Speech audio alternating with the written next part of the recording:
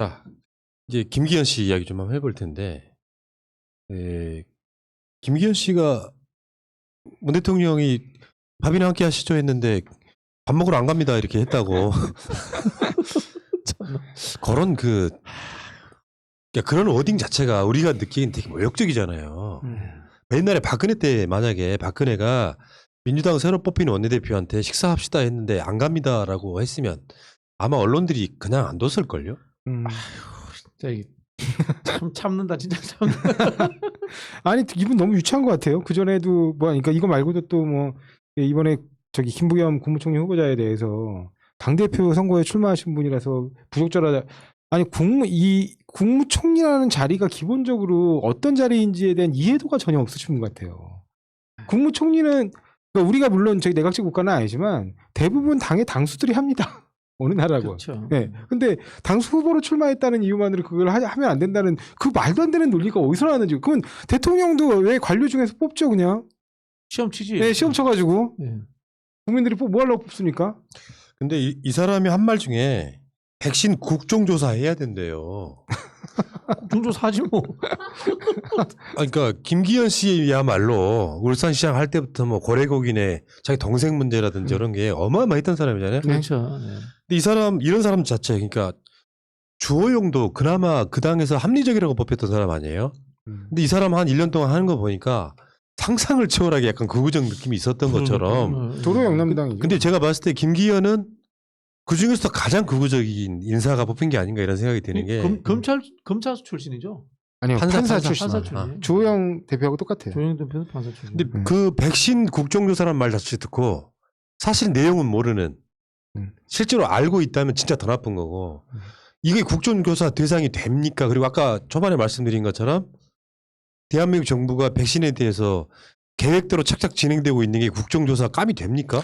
저는 개인적으로 그 국민의힘이라든가 국민의힘에서 진짜 그 주도권을 행사하고 있는 이른바 TK, PK 이쪽 그러니까 영남 출신들 이런 사람들은 국민들이 정치에 혐오감을 느끼게 하기로 바라는 것 같아요. 그래서 관심이 멀어지면 국회의원을 해먹을 수 그러니까요. 그러면 이제 자기들이 계속 해먹을 수가 있으니까 국민들이 관심 갖지 말아라. 왜냐면 우리는 이렇게 유치하게 싸운다.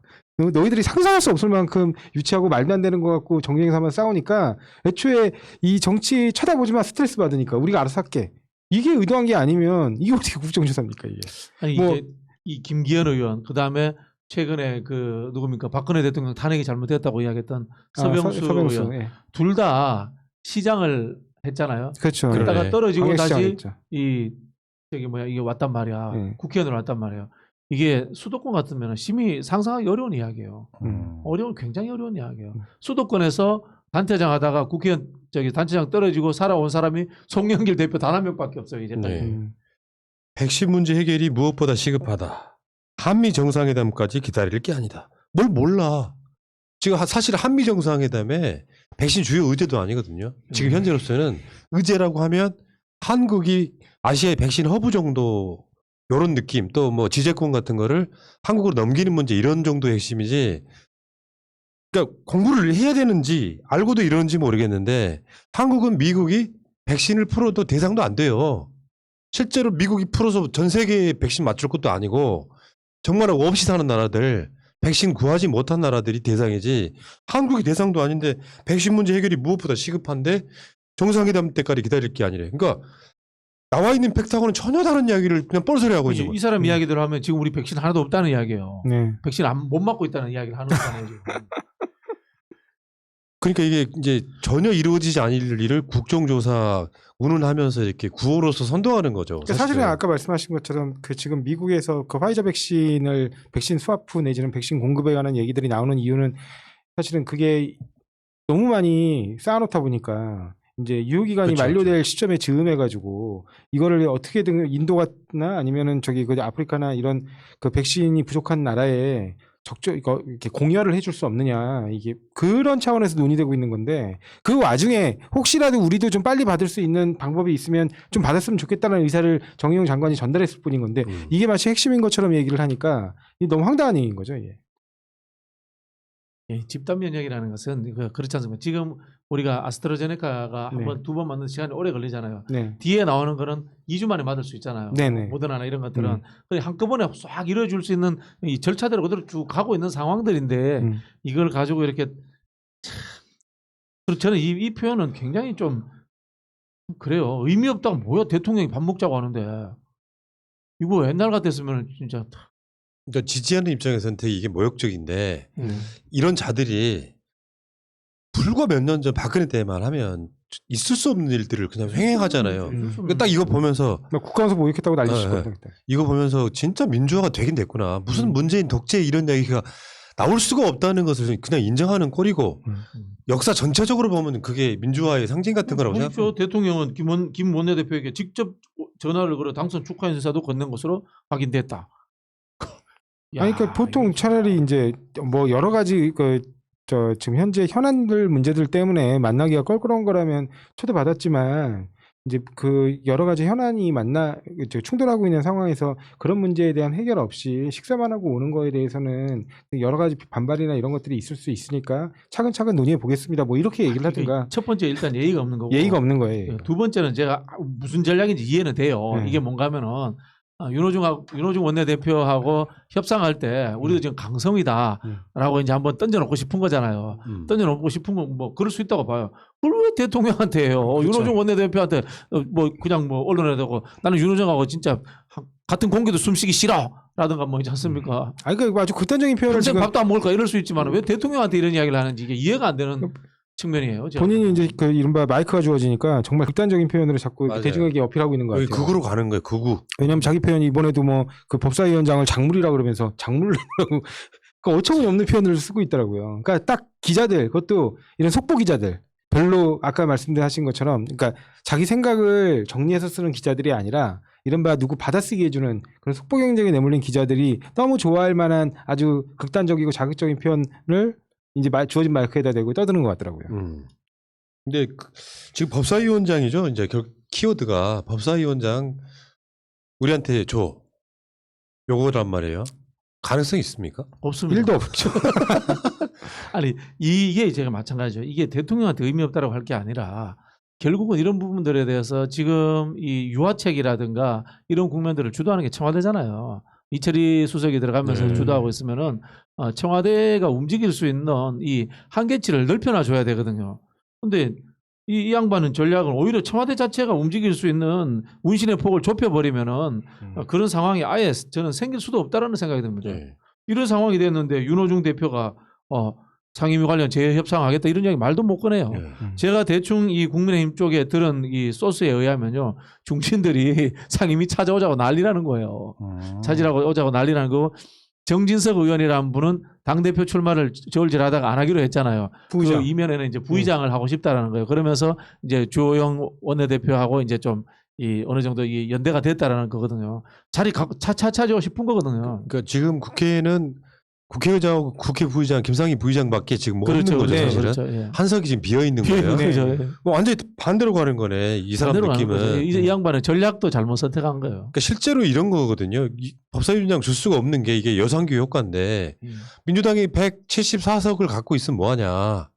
결론적으로 법사위가 꽁꽁 막아버리면 의석이 아무리 많아도 의미가 없는 상태가 돼버릴 가능성이 높아서 최소한 여상규처럼 안 한다는 무슨 뭐 대국민 발표라도 하지 않는 이상 법사위원장은 절대 줄 수 없는 자리가 돼버렸거든요. 그렇죠. 아니 자구심 사건을 폐지해야 돼요. 네. 그 그렇지, 뭐 그렇지. 대국민 약속을 한다고 그게 그 사람들의 그렇지, 그렇지, 약속하고 그렇지. 한두 번 안 지킨 게 아니기 때문에 법으로 바꿔놓고 뭘 하든가 해야지 그 법을 이게 동의 안 하면서 어떻게 저라면은 합니까? 이렇게 하겠어요. 이거 21대 국회에 국회 개혁 프로그램이 없어요. 네. 국회 자체 개혁 프로그램이 없어요. 그래서 제가 늘 21대 국회를 제일 엉터리라고 욕을 하는데 비판을 하는데 그거를 여야가 같이 만들자라고 네. 제안을 넣으면서 법사위 자구심사권 문제를 없애고 나누자. 법사위를 두 개로 나누자.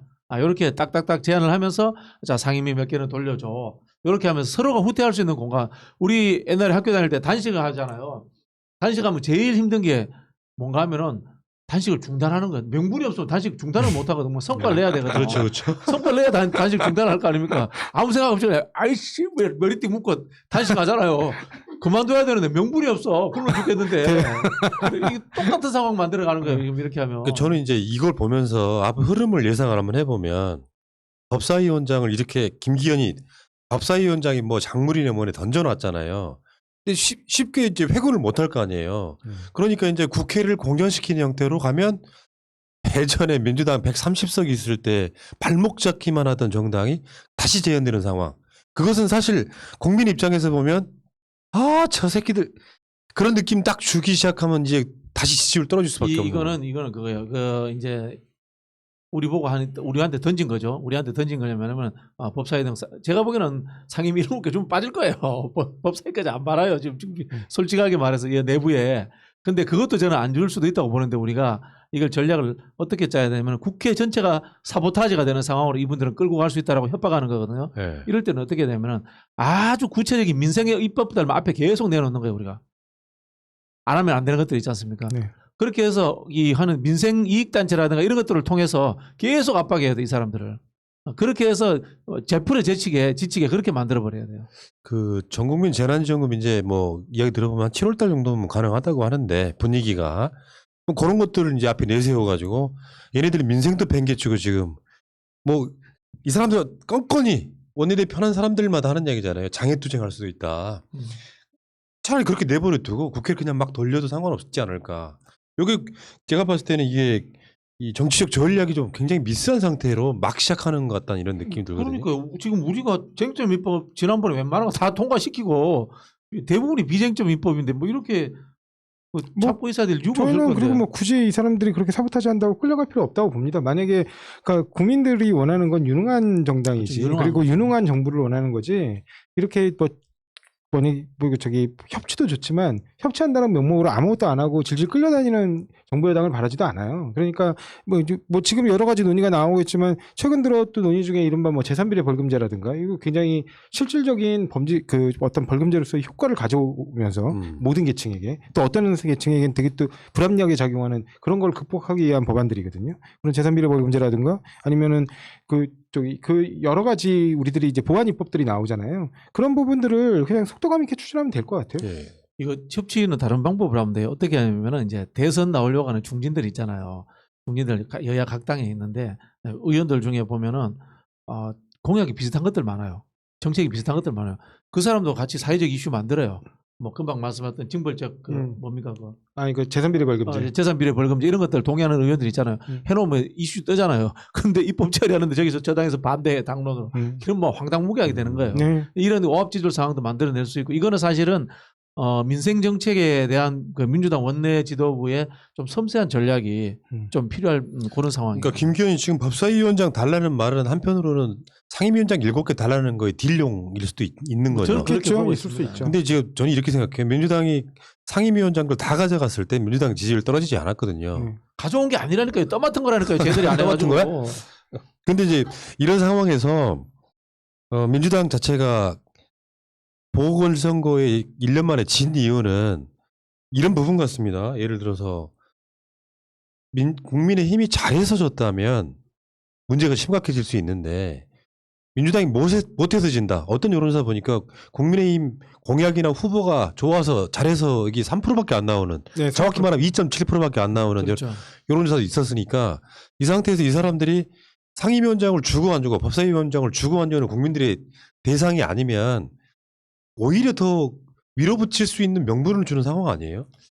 그렇죠. 그렇게 볼 수도 있죠. 네. 밀어붙여야 되는데 제가 말씀드린 것처럼 이거는 국민들이 사회적 약자라서 이렇게 감동적으로 생각하는 법들 있지 않습니까? 이런 걸 잘해야 돼요. 지난번에 있었던 우리 흔히 하는 김용균법 이런 부분들 그다음에 어린이집 스쿨존 건데 이름도 기억 안 나는데 네. 그런 법들이라든가 이런 법들을 앞에 내세워 가지고 계속 밀고 들어가야 돼요. 네, 마찬가지로 또 아까 말씀하셨지만 지금 지역별로 어쨌든 뭐 지역 균형 발전은 굉장히 중요한 문제이기 때문에 각 지역별 현안들이 있거든요. 그 중에 지금 이른바 국민의힘은 영남에 기반을 사실상 두고 있는 정당인데 영남권에도 굉장히 지역 현안들이 있어요. 그렇죠. 거절 못해요. 네, 대구 경북이라든가 아니면 울산이라든가 부산 경남 쪽에 굉장히 많은 현안들이 있습니다. 그 현안과 관련돼서 꼭 필요한 입법들 아니면은 뭐 예산들 이런 부분들을 정부 여당이 주도하는 모습을 보여주면 되거든요. 사실은. 그럼 거기서 근데 왜 거기서 왜 니들은 니네 동네에 그 사람들에게 표를 받아놓고 아무 일도 안 하느냐. 그걸 또 강하게 정무적으로 비판하면 돼요. 제가 그 국책 사업을 한번 해봤잖아요. 그쪽 일을 26조 사업을 우리가 예타 면제 사업을 해봤는데요. 이제 제일 처음 아이디어 나온 게 이제 경남 내륙선이에요. 거제도 진주 거쳐서 이렇게 올라오다가 저기 김천 어디에서 경부선하고 이제 그 KTX가 만나는 그 철도가 이제 아이디어를 냈거든요. 보니까 대구 경북에도 뭘 줘야 돼. 그래서 이제 대구 쪽에서 뭐가 하냐면 대구에서 산업선 철도를 만들어 그게 또 중간에 여기 만나요. 아무 불만이 없어요. 당이 달라도. 다 잘 돼요. 그럼요. 네. 그리고 지금 막 갑자기 생각이 나는데 옛날에 김수현 그 청와대 실장 있잖아요. 예, 김수현 실장. 그런 분들이 떨어지더라도 대구 쪽에 더 나갔어야 된다고 생각하거든요. 맞습니다. 네. 계속 씨를 뿌려가지고 끌어올려야 되는데 좀 괜찮은 경력 갖고 있는 사람들을 거의 못 내려보내는 거면 지금 소위 말하면 동진 정책이 여기서 멈추면 안 되는데 차라리 그럴 거면 그냥 제 감정적으로 TK하고 PK 분리 전략이라도 써야 돼요. 저는 그 관료든지 자든지 출마하라고 했을 때 안 할 정도면은 고위직에 쓰지 말아야 된다고 생각합니다. 절대 쓰면 안 된다고 생각합니다. 그게 왜 그러냐면요. 출마한다는 것은 국민들의 여론과 정치적 고려에 대해서도 관심을 갖고 있다는 뜻이거든요. 네. 정책이라는 것이 정책 스스로 옳고 그런 것은 존재하지 않아요. 국민들이 받아들이는 심리적 요건도 엄청 중요하단 말입니다. 그게 뭡니까? 투표고 선거거든요. 그런 거에 대해서 관심이 없는 사람이면은 저는 고위직 아예 시키면 안 된다고 생각합니다. 자, 이제 이야기를 또 다시 중심으로 가서 김기현이 지금 울산 출신으로 뽑혔는데 저쪽에 당대표가 있잖아요. 가장 이제 현재까지 유력한 사람은 주호영으로 보여요. 네. 근데 그러면 이제 예를 들면 TK 당대표, PK 원내대표 이렇게 되면 대선에는 크게 도움이 안 될 것 같고. 그렇죠. 이제 영남당으로 좁혀질 수도. 그래서 지금 나경원 출마설이 계속 끊임없이 나오고 있잖아요. 네. 이상하게 웃음이 나와요.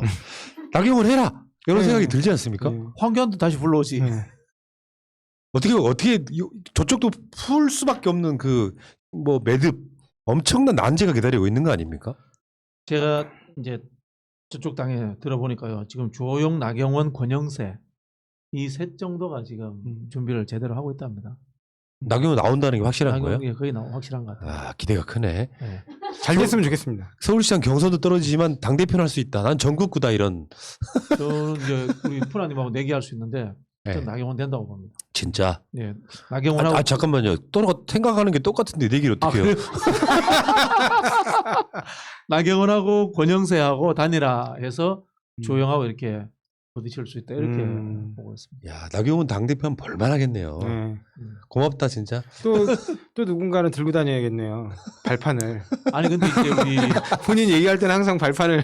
나경원 전 의원님이 지난번 경선을 치르면서 좀 진일보했어요. 그전에는 별명이 제가 부른 거 아닙니다. 다른 데서 나베 이렇게 불렀잖아요. 네. 이번에는 별명이 나경영으로 좀 바뀌었어요. 그래서 나경영. 굉장히 좋아졌다라고 이렇게. 복지를 막 주장하시는. 예, 예, 어. 예. 인생 자체에 뭐 가치관이 바뀔 수는 있겠지만 문제는 고착화된 이미지 때문에 그럼 저쪽에서 그 아까 호명된 사람들 말고 실제로 당대표 할 만한 감이 없는 거잖아요, 현실적으로. 김무성이 하고 싶어 하는데 더 고맙죠. 나경원 대표는 자기가 원내에 있을 때도 그렇게 원외로만 돌았는데 이제 원외 당대표가 되면 더 원외로 돌 건데 이제 그 정강원 목사하고 그 접촉 맞고 태극기 부대에서 만나겠네요. 근데 확실히 그런 것 같습니다. 그 이명박근혜를 지나면서 괜찮게 감이 되는 인물들이 사실상 성장을 못 해가지고 네.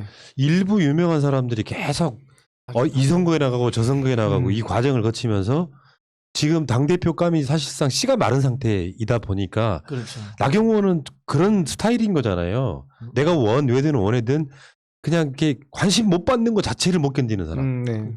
그러니까 뭔가 계속 나가야 되는 사람. 이명박 계보가 사실은 처음 출발할 때 중도 실용으로서 그렇죠. 의미 있는 계보였거든. 괜찮았거든요. 네. 근데 거기 괜찮은 사람들이 다 이제 망가진 거죠. 뭐 네. 예를 들면 지금 그만뒀지만 뭐 남경필, 작고하신 정두원 의원 그런 분들 좀 괜찮은 사람이었거든요.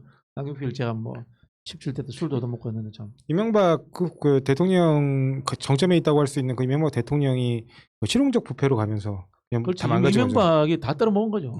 이명박이 다 떨어먹은 거죠.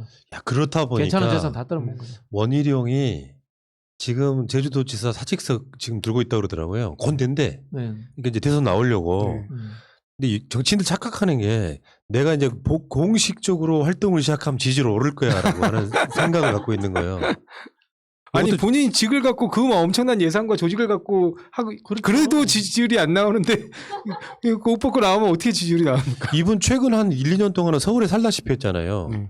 그 어떤 보도 보니까 일주일 중에 서울에 3일, 4일 거의 있었다시피 했다고. 참 깝깝한 게 이제 우리는 그 지사 출신 대권 주자를 많이 가져봤잖아요. 얼마나 좋아요. 직접 성과를 그러니까. 내가지고 성과를 가지고 홍보할 수 있잖아요. 그럼 네. 그 이야기 뭐냐면 제주도에서 성과 못 냈다는 이야기. 네. 저번에 한 몇 개월 전에 여론조사 4,000명 대상으로 여론조사 했던 게 있었어요. 네. 거기에 보면 원희룡 지지율 3% 나왔습니다. 제주도에서. 제주도에서 3%. 제주도 여론조사가. 거기서 이제 그때 당시에 이재명 지사가 계속 1위를 했는데 그러면 어느 정도 이렇게 자기가 받아들여야 되는데 나경원의 심리나 원희룡의 심리나 똑같은 거잖아요. 제가 이 제주도 명예도민으로서 참 아, 동백구시네. 네, 명예도민입니다. 아 진짜 그 제주도 지사는 또 특히 자율권이 특별자치도. 네, 특별자치도라서 굉장히 높거든요. 다른 그 광역단체보다. 그럼에도 불구하고 아무런 성과를 못 냈으면 능력이 없는 거예요, 그냥. 그렇죠. 하긴 그러고 보니까 뭐 대선을 이기고 지고를 떠나서 윤석열 자체도 사실 문재인 정부의 인사가 지지율을 이렇게 달리고 있는 거 보면 현실적으로 국민의 지지는 어떻게 보면 정당으로서 가치가 없는 정도까지 지금 떨어진 거 아니에요? 나경원이 당대표 가장 유력한 후보라는 게? 그게 한국 사회 고질적인 문제죠. 고질적인 문제가 이제 이 한번 제가 예를 들어 볼게요. 하물며 이회창조차도요. 예전에 한나라당 할 때 우리 보수파가 이런 이야기 한 적이 없습니다. 이회창 총재가 그런 이야기 한 적이 없어요. 근데 어느 순간에 이 사람들이 이 자기들끼리 MB 정부 지나가면 말미서부터 보수파가 하면서 그쪽으로 가버렸어요. 오른쪽으로 완전히 오른쪽으로 가버린 이런 상황이 되어 있는 상황이니까 한국에 제대로 된 보수 정당이 별 의미 없는 상황이 돼버린 거죠 지금.